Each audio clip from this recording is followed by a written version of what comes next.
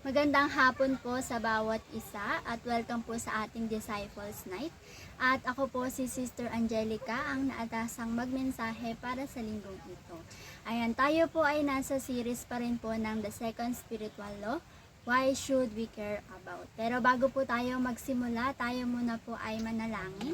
Sige po tayo yumukot manalangin. Hallelujah. Father God, Panginoon, patuloy na nagpapasalamat po kami, Panginoon, sa pag-iingat mo sa bawat isa sa amin, Lord God. Salamat po sa katapatan mo, Panginoon, sa buhay ng bawat isa, Lord God. Dalangin ko po, Panginoon, na makita po namin ng mas maigi, Lord God, yung ginawa mo sa cross, Jesus, O God.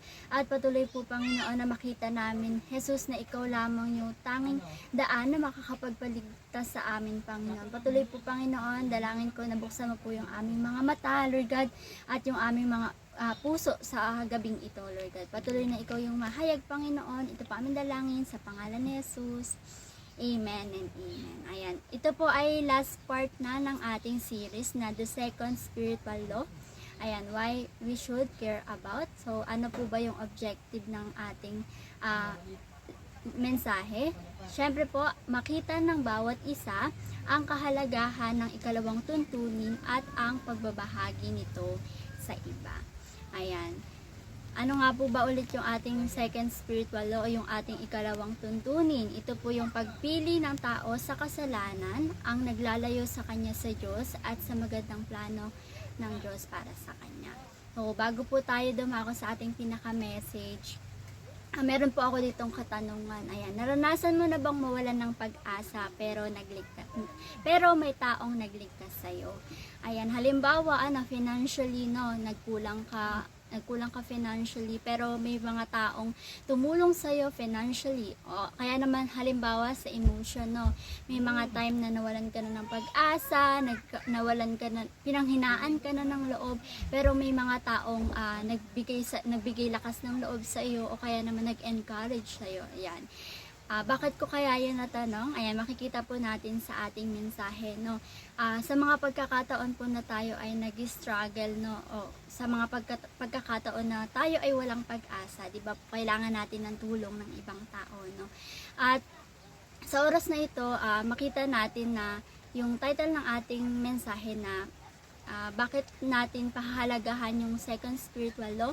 Ayan, sabi dito, because God sent Savior so we can be saved from it.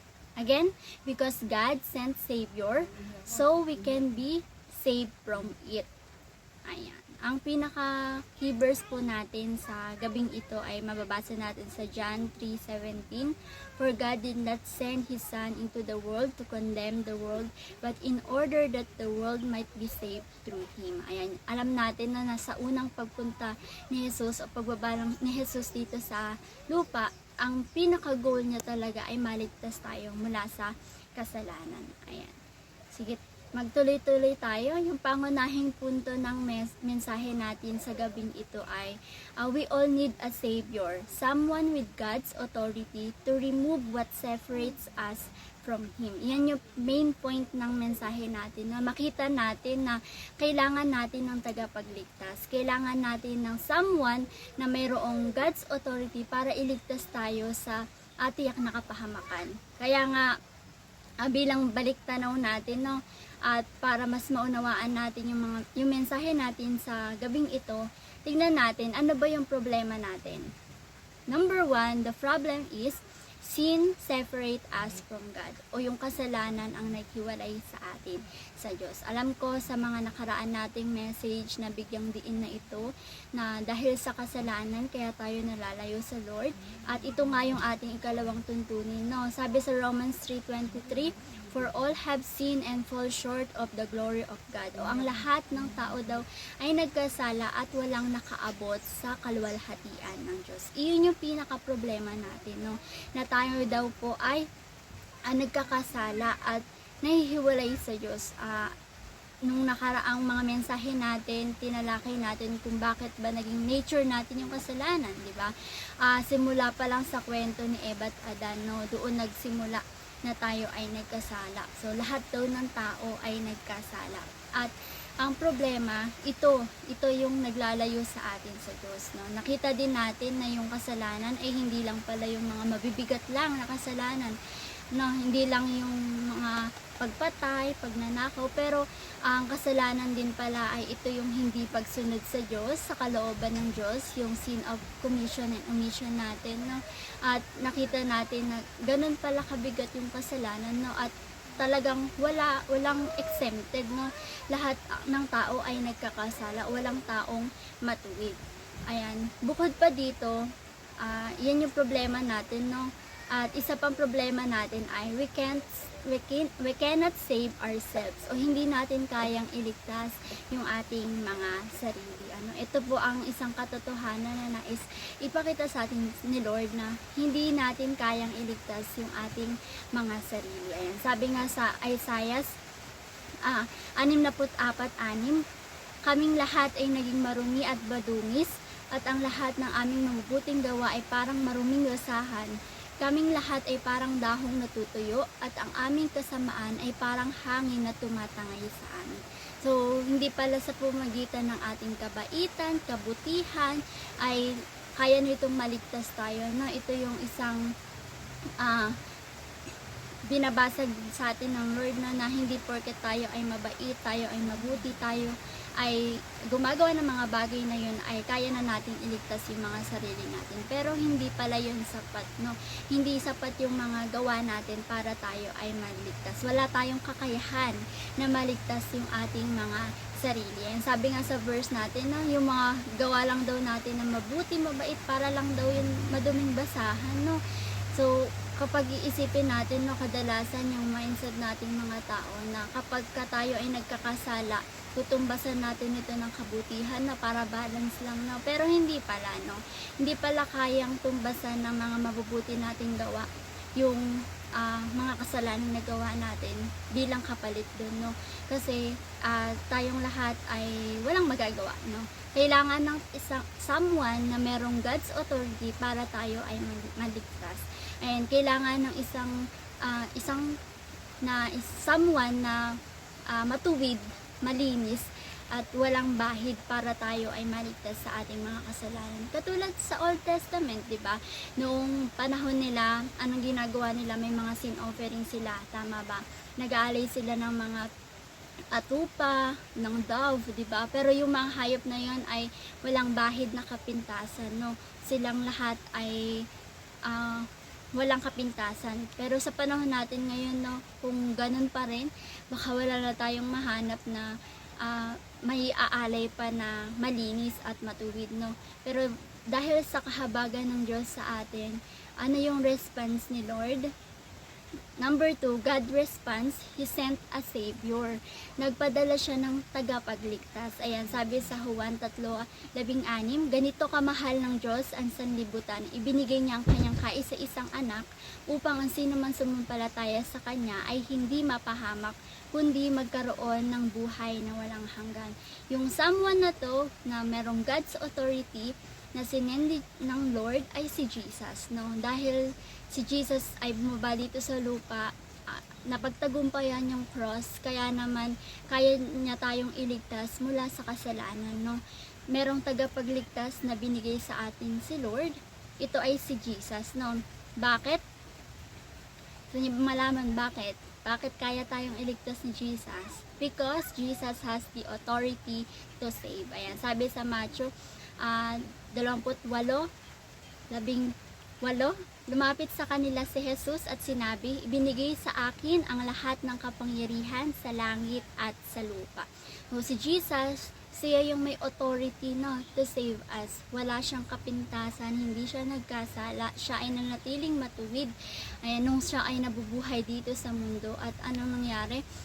Napagtagumpayan niya yung cross, pinagbayaran niya yung kaparusahan na dapat sana ay sa atin, no.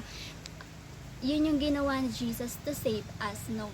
Kaya tayo, bilang mga tao, hindi natin kayang tumbasan yung ginawa ni Jesus na yun para iligtas yung sarili natin. But si Jesus, napagtagumpayan niya lahat na yun to save us, to save me and to save you. 'Di ba? Sobrang pag-ibig ni Lord para sa atin. No? Kaya nga yung resulta nun, sa pangatlo, the result is the salvation. No? Sabi sa Juan 3:16 again, ang sino man daw ang sumampalataya sa Kanya ay hindi mapapahamak, kundi magkakaroon ng buhay na walang hanggan. Diba? Dahil sa ginawa ni Jesus sa cross, dahil sa pagliligtas ni Jesus sa cross, kaya natin mapagtagumpayan yung kasalanan. No? Kaya natin mapunta sa langit, kaya natin mabalik yung ma-reconcile ulit kay Father God, no? Kaya thank you Jesus sa ginawa niya sa cross ng Calvario. Ayan, nawa ay naging malinaw sa atin na bakit magiging big deal sa atin yung second spiritual law, kasi meron lang ding pinadala si Lord para iligtas tayo at hindi natin kayang iligtas yung ating mga sarili. Kaya yung application natin, number 1 is stay safe. Manatili tayong ligtas. Alam natin na yung salvation ay wino-work out, no? At dapat araw-araw ay namumuhay tayo ng may kaligtasan, no? Ano ibig sabihin na namumuhay tayo na araw-araw pinipili si Jesus, araw-araw tinatanggihan yung kasalanan, no? Ibig ba sabihin nun ay hindi na tayo gagawa ng mabuti kasi nandiyan naman si Jesus? Hindi po, no? Iyan ang paggawa ng mabuti ay result ng salvation na natanggap mo, no? Kaya ka patuloy na gagawa ng mabuti, kaya ka patuloy na hindi magkakasala dahil merong Jesus na namatay at nagligtas para sa atin. Kaya, ayun, patuloy po tayong manatiling ligtas. Yung salvation natin ay i-work out natin hanggang sa muling pagbabalik ni Jesus. At syempre, pangalawa, share the gospel. Ayan, lalo na sa panahon natin ngayon na marami pa rin ang hindi nakakaalam ng katotohanan ito, marami pa rin ang nakakaalam na kapag mabait ka, mapupunta ka sa langit. Ayan, yung mga ganong teaching, marami pa rin ang nalilinlang ng ganong katuruan, no? Kaya patuloy natin ibahagi yung gospel sa kanila, yung katotohanan tungkol sa ginawa ni Jesus, na merong Jesus na kayang magligtas sa atin, at yung katotohanan na tayo mismo ay hindi natin kayang iligtas yung sarili natin.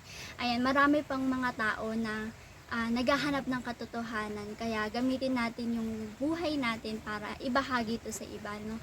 Lahat na natututunan natin sa Disciples Night, ayan, maging encouragement to sa bawat isa sa atin na abutin sila. Amen po ba? Amen. Ayan yung application natin. At syempre, bilang conclusion natin, ayan, basahin natin, sa kawalan natin ng kakayahang maligtas ang ating sarili sa kasalanan, ang Diyos ay sinugo si Jesus upang tayo'y iligtas. Labis na biyaya, awa at pag-ibig na para sa atin. Kaya nawa araw-araw nating pangalagaan ang kaligtasang kanyang kaloob at ibahagi rin ito sa iba. Ayan, at dito lang po nagtatapos ang mensahe natin para sa gabing ito. Nawa po ay marami tayong natutuhan at ma-apply natin yung application natin sa buong week na ito. Yun lamang po at maraming salamat.